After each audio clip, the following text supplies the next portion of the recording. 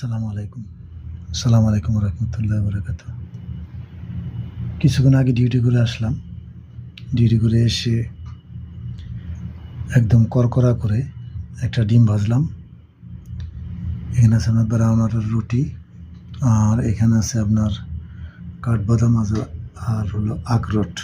কাঠবাদাম আর আখরোট, তো এটা আমার রাতের খাবার আজকে। আর এখানে আছে আপনার পানি, এখানে আছে দুধ। তাই মাটির পেয়ালাটার মধ্যে, এটা মাটির একটা গ্লাস, এটা আজকে আমাকে একজন গিফট করছে। তাই এটার মধ্যে দুধ গরম করে রাখছি। শুনেছি যে মাটির পেয়ালার মধ্যে, প্লেটের মধ্যে খাবার খেলে নাকি শরীরের অনেক উপকার হয়। তো এটা আমার জানা নেই, তো আপনারা কেউ যদি এটার সঠিকটা জেনে থাকেন আমাকে জানাবেন প্লিজ। আর রুটিগুলো কালকে রান্না ছিল, তাই হিটারের মধ্যে গরম করতেছি।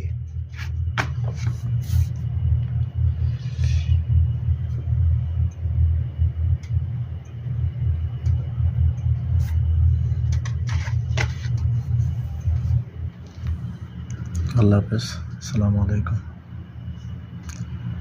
গরিবের খাবার বলে কেউ উপহাস করবেন না।